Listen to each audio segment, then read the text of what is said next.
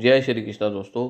आज हम आगे चलेंगे अपनी जर्नी में अर्जुन विषाद योग। इसका जो पहला पार्ट था उसका लिंक डिस्क्रिप्शन में मैं दे दूंगा। अभी हम उससे आगे समझेंगे। तो स्टार्ट करते हैं अपनी जर्नी को। हम भगवत गीता को सरल हिंदी भाषा में एक पोएम के रूप में समझ रहे हैं। इससे क्या होगा कि वो आसानी से याद भी हो जाएगी एक पोएम के रूप में और हमें समझ भी आ जाएगी। तो स्टार्ट करते हैं पार्ट 2, अर्जुन विषाद योग। ये सब योद्धाओं की है अलग अलग धुन, व्याकुल धरा और गगन इन सब ध्वनियों को सुन। हम भी भ्रमित हो रहे हैं सुनकर अलग अलग सी धुन।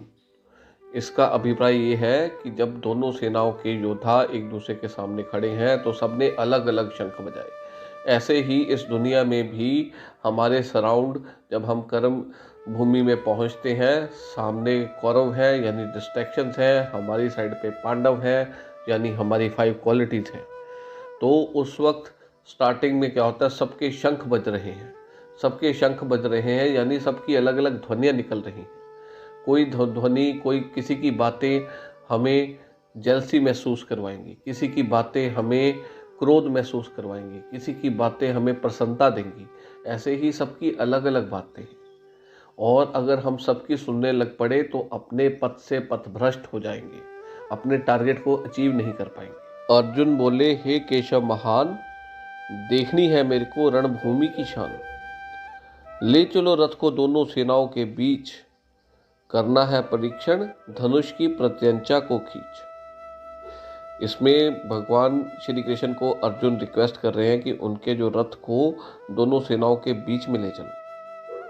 किस लिए? क्योंकि वो परीक्षण करना चाहते हैं, वो देखना चाहते हैं अर्जुन कि जो कौरवों की सेना वॉल्यूम में उनसे बड़ी है, उनके खिलाफ क्या स्ट्रेटजी बनाई जाए।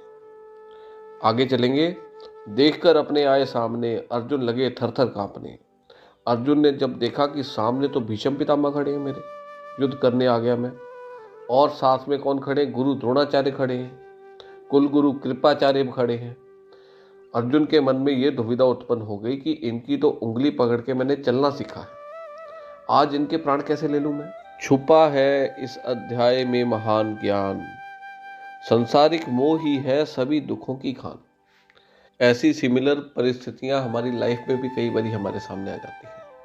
फॉर एग्जाम्पल, किसी ने हमारी सहायता की है कोई जॉब लेने के लिए, कोई बड़ी पोस्ट पे बैठा है, उसने थोड़ी सिफारिश कर दी, हमें जॉब मिल गई। अब कल को वो जो बड़ी पोस्ट पे बैठा है वो हमसे कहे कि यार मैंने तुम्हें लगवाया था तो तुम अब ये चोरी का काम कर लो, ये डॉक्यूमेंट्स मेरे को निकाल के दे दो या ये कर लो, वो चीज़ गलत है। क्यों? क्योंकि हमें अपने कर्तव्य का पालन करना है। उस वक्त अर्जुन का कर्तव्य क्या था? न्याय के लिए लड़ना।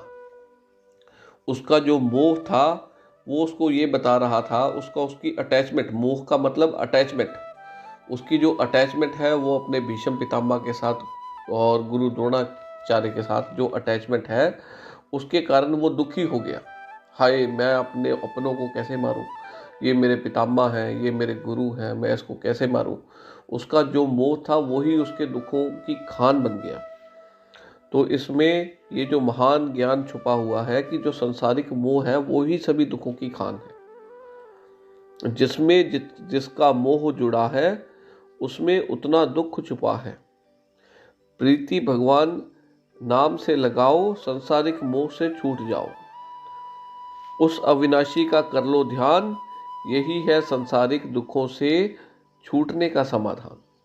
अब इसको समझेंगे थोड़ा। यहाँ पे हमारा पहला अध्याय संपूर्ण हुआ।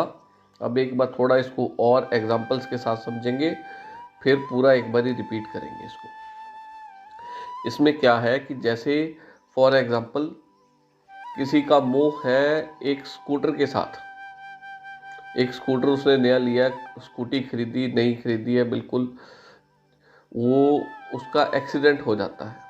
एक्सीडेंट देखने वाले कई सारे लोग हैं, सामने हैं, और स्कूटी जैसे ही निकलवा के लाया उसका एक्सीडेंट हो गया और स्कूटी का हैंडल टूट गया या डैमेज हो गया, बहुत बड़ा डैमेज हो गया। तो जो सामने सारे देखने वाले हैं वो उस लड़के को आए और उसको बोलना शुरू कर दिया, यार तू ठीक है बेटा, तू ठीक है। और वो जो लड़का था उसको अपनी चिंता नहीं, अपनी स्कूटी की चिंता है। वो स्कूटी की तरफ देख रहा है, स्कूटी में क्या डैमेज हो गया। वो उसको समझा रहे हैं, बेटा तू टेंशन ना ले, तेरी जान बच गई, वो बड़ी बात है, स्कूटी तो फिर आ जाएगी। क्यों वो ऐसा क्यों बोल रहे हैं? क्योंकि उनका उसके अंदर मोह नहीं है, उनका उसकी स्कूटी के अंदर मोह नहीं है, उसका स्कूटी के साथ मोह जुड़ा हुआ है। वो उस चीज़ को अपना मान रहा है। एक्चुअल में देखा जाए इस संसार में कुछ भी हमारा नहीं है। ये सारी फैसिलिटीज़ हमें ईश्वर ने प्रदान की हैं। हवा भी हमें ईश्वर ने एक फैसिलिटी दी है। हवा जो हम श्वास अंदर लेते हैं वो भी ईश्वर के द्वारा दी गई फैसिलिटी है। ये सब हम फैसिलिटीज़ को अवेल कर रहे हैं। हम क्या मान रहे हैं कि इनको जब अपना मान लेते हैं तो उनके साथ अटैचमेंट हो जाती है। वो अटैचमेंट आगे जाके दुखों का कारण बनती है। वहाँ 10 और आदमी खड़े हुए थे जो एक्सीडेंट को देख रहे थे।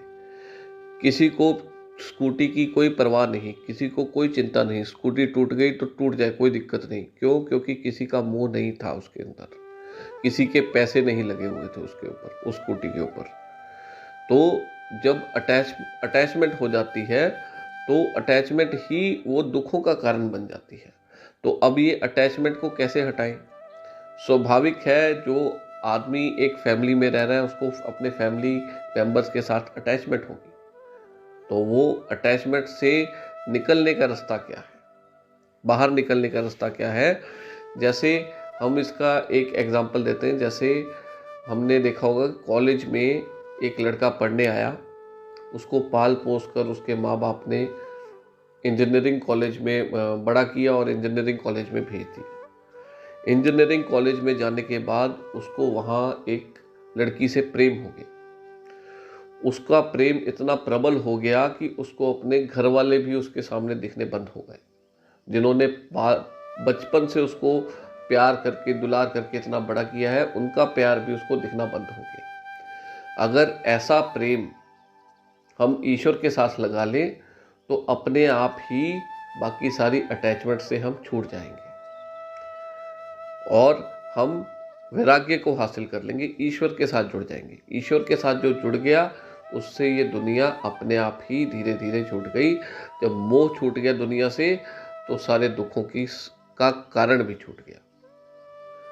तो यहाँ पर हमारा समाप्त हुआ अर्जुन विषाद योग। अब हम एक बार इसको कविता के रूप में दोबारा सुन लेंगे और इसको मन में बिठा लेंगे। तो स्टार्ट करते हैं। भगवत गीता में है लोक परलोक का ज्ञान, आरंभ करें इसको लेकर श्री कृष्ण का नाम।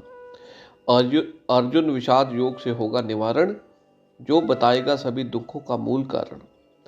अर्जुन है एकाग्रता की मूरत, युधिष्ठिर तो है सच की सूरत। भीम में है इच्छा शक्ति का बल, नकुल नियम और सहदेव में है ज्ञान प्रबल। ये है 5 पांडव मेरे भाई, जिनकी कौरव सेना से है भीषण लड़ाई। कौरव सेना भटकाए ध्यान, लूटे ज्ञान, इच्छा शक्ति की ले जान।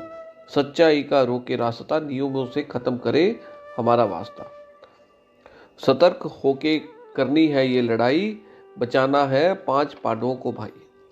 दोनों तरफ है योद्धा महान, सतर्कता से बचानी है हमको 5 पांडवों की जान। पंचजन्या ऋषिकेश की धुन, इसमें अध्यात्म है सुन। देवदत्त में अर्जुन की धुन, इसमें एकाग्रता है सुन। अनंत विजय में युधिष्ठिर के सच को सुन। नकुल के सुदघोष और सहदेव के मणि पुष्पक की भी है बहुत मधुर धुन। भीम की है सिंह सी ललकार, दुर्योधन और शकुनी भी खड़े हैं करने को वार।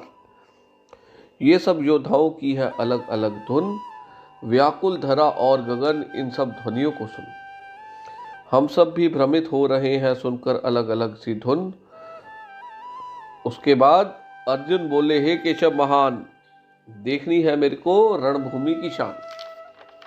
ले चलो रथ को दोनों सेनाओं के बीच, करना है परीक्षण धनुष की प्रत्यंचा को खींच।